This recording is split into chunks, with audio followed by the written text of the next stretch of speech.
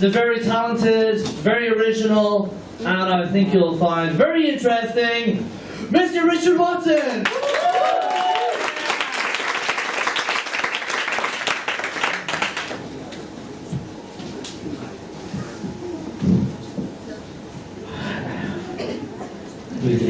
I'm not very good at talking in front of people. I'm really shy.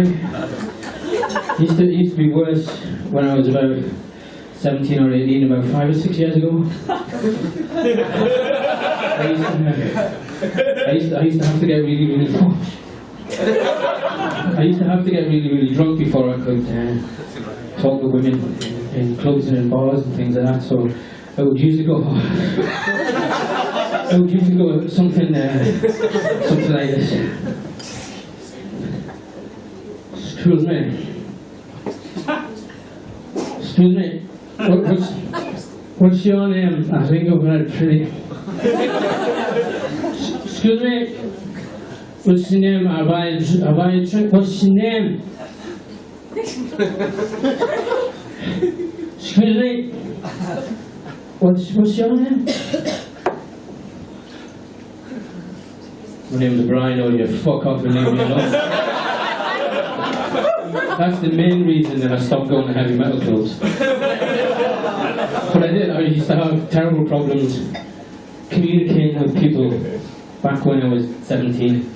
But it's really easy now because you have smartphones and you have all of the technology. You have WhatsApp, you have Tinder, Facebook, Snapchat, all of these things where you can form a relationship before you actually have to even meet somebody face to face for the first time.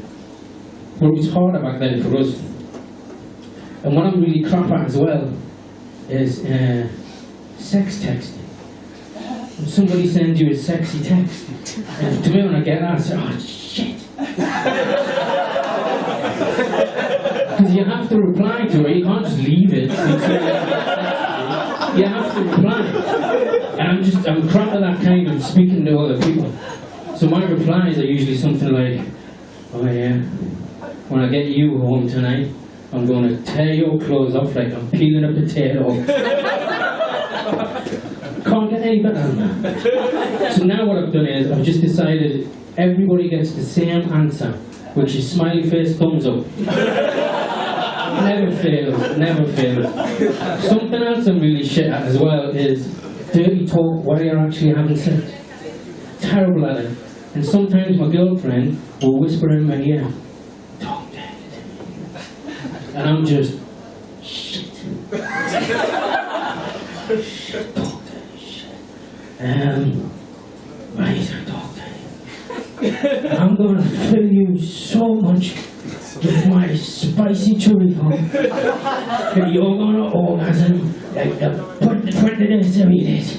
And you're going to be so relaxed after that orgasm that you're going to have a wonderful sleep and dream about unicorns and rainbows. Unicorns and fucking rainbows! It's not dirty, it's like sexy talk for fuck's sake. I got a text from a girlfriend about 3 months ago. Get home quickly, go straight to the bedroom. Tonight I'm going to be your fantasy.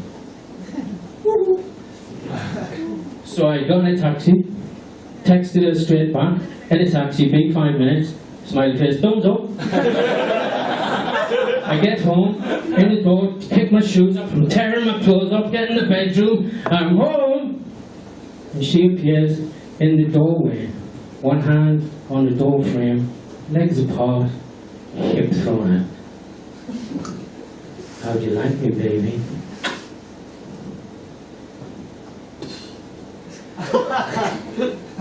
What? How'd you like me, baby? I'm your fantasy.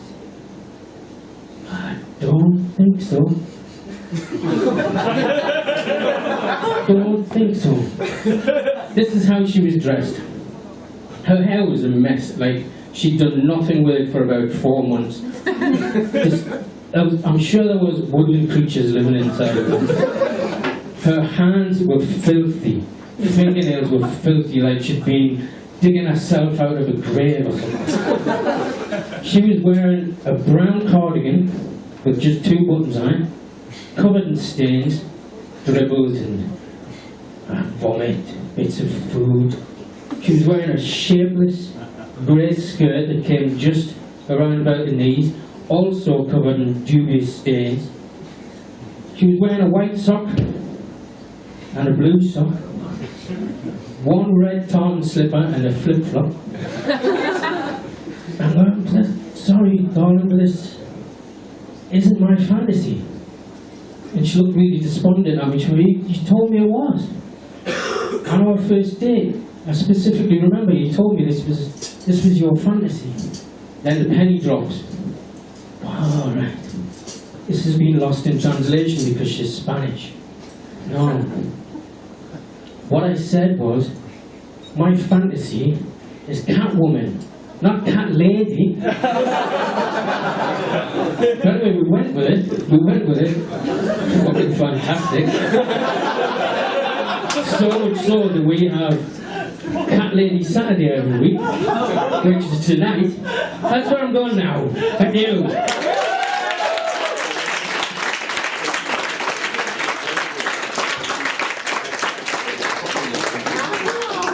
Now, Richard, if you can talk to women as well as you do stand-up, you could have anyone in your bed. That was fantastic, thank you. You could have me in your bed.